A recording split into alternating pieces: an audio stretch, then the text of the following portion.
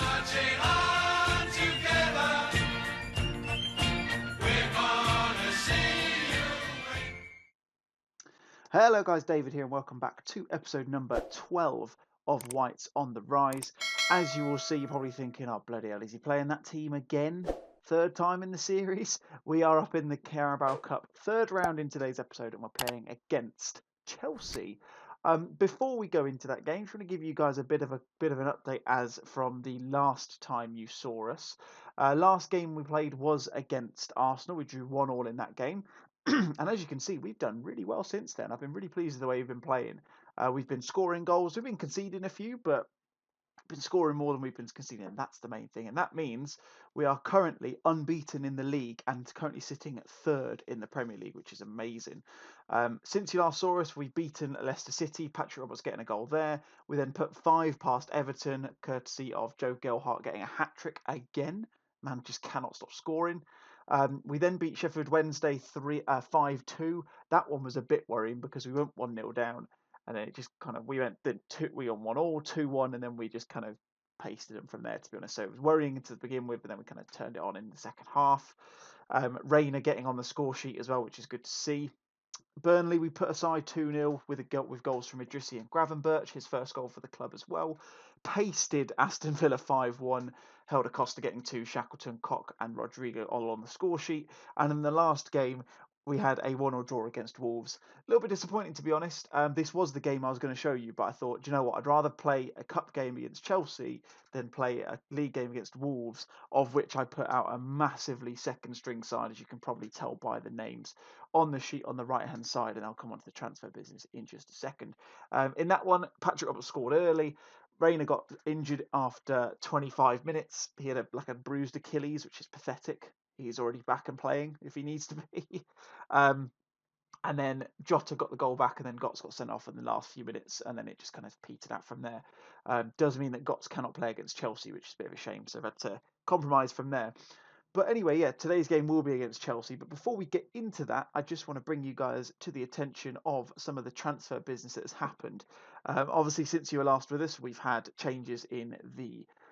We have had changes because the transfer window closed a couple of days. In fact, sorry, a couple of weeks after the Arsenal game. So there has been a few changes. There was quite a few differences on deadline day. There was a lot of changes. Bids came in for Jamal Lewis again.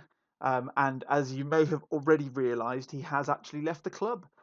So since you were last with us, I'm trying to think of when we last came in. I think the changes that have happened since then are probably the ones that are notable anyway. And a couple of loanees go out and things like that. But the big one, Stuart Dallas has left to go to Al Shabab in a £7.5 million deal. I could never turn that down for someone like him, although I'm kind of regretting it now because we need a utility player, but not to worry. As you see, Jamal Lewis went for an eye-watering 48 million, which is ridiculous. And that was on deadline day, and I made the very sensible decision, which I've never done before, of putting a clause into the contract deal because it came through literally first thing on deadline day. And I put a clause into there, have to sign a replacement first. Fortunately, I already had someone in mind, and that person was Kostas Simakas, who's formerly Liverpool. He's come in. He looks like a really tidy player. He's played a couple of games. As you can see, he's got some pretty good ratings so far. He already got an assist in one of those games. He came in from Liverpool. Came into Liverpool from Olympiacos in real life just a couple of months ago. Obviously, last year in terms of the way that we look at it. But yeah, it was one of those. We could do the deal. Jamal Lewis, massive amount of money. He wanted to go. Simicast looks like a really tidy replacement as well. And if we do a comparison between them, hopefully I can find Jamal Lewis on here.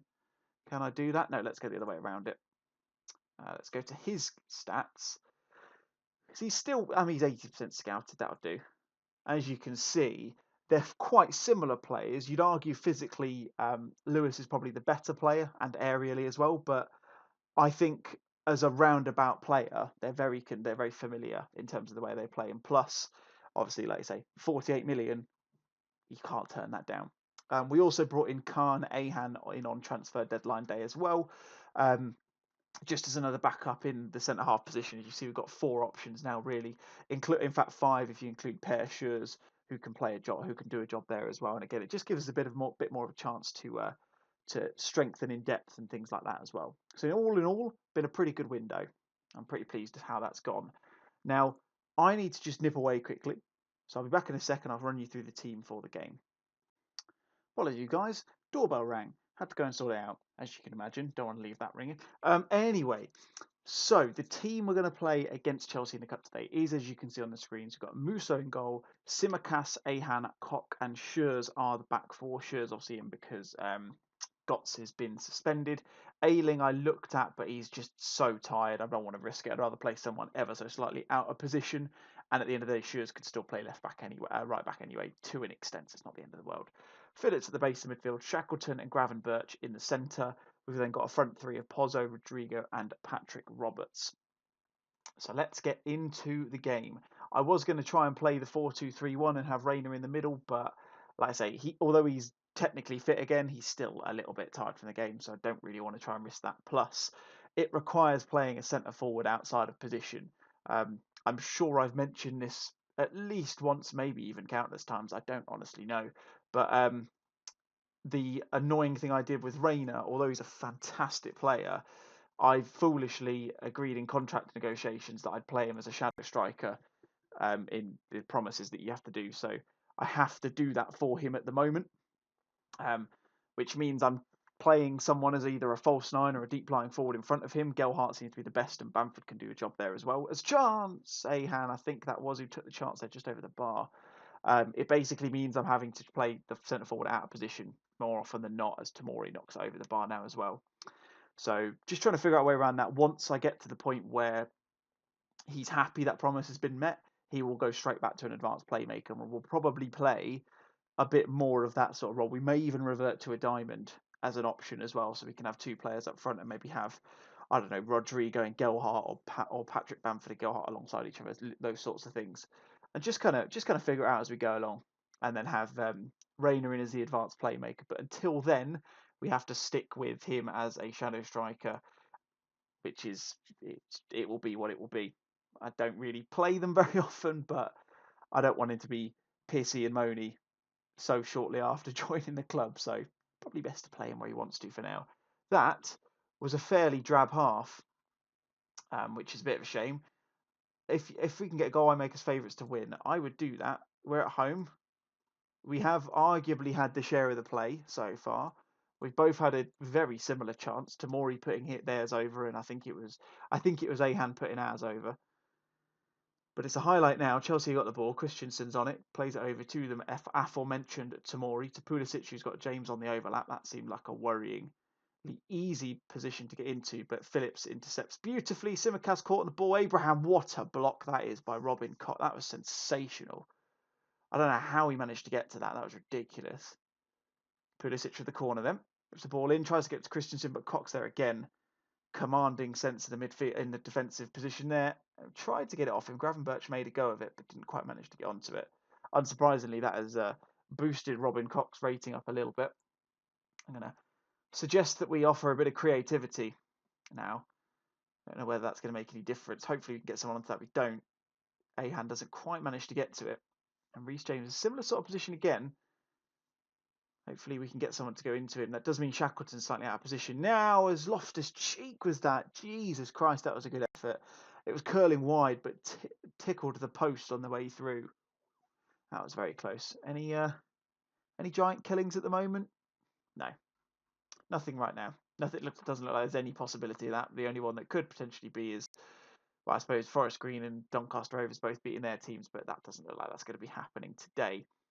Koch on the ball. I need us to start generating some chances, I think. That'd be nice. Shackleton gets the ball from the keeper. Musso play. Gravenberch across to Simicas, who's running very far forward. Gets the ball across. Gets to Shackleton. Oh, it's Rodrigo. Yes, get in. Rodrigo scored. Kostas Simicas is going to get the assist. That's his second assist of the season. That is going to be the one and only time I tell you how many assists that man has got, because as soon as I play some more games offline, I'm going to forget how many he's done. It's come off of the keeper. The thing that threw me was the fact that Shackleton's name came up on the graphic and made me think that it was him who'd scored, but it wasn't. It was Rodrigo, and it's 1-0, and we taken a massive step towards getting into the fourth round, quarterfinal maybe. I'm not entirely sure, of the Carabao Cup. Take off Pozzo and bring on Idrissi. He's not really been too great so far this season. Alejandro Pozzo, I'm not going to lie to you. Chance here for Phillips from the free kick. On the left-hand side, takes a shot. Oh, Calvin Phillips. We know he can do that. Tucks it away. Looks like that went top bin, and that was a wonderful finish. And that's a huge, huge step towards the quarterfinals, I believe. What a finish that is. I think Kepa got a hand to it, but it doesn't matter. It's going straight in top bin.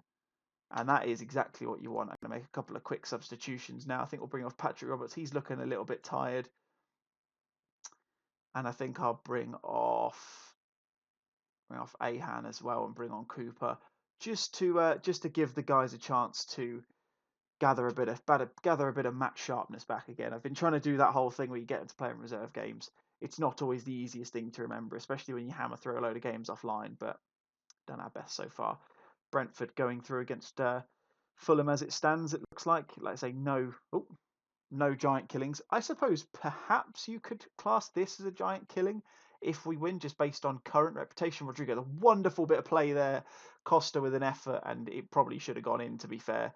But Rodrigo made that, took the ball off him, went past his man, and whipped a lovely ball in, but didn't manage to get anything off it. Rodrigo's everywhere at the moment. This guy is a man possessed. Shackleton plays out to Costa, who's running forwards. He takes a chance.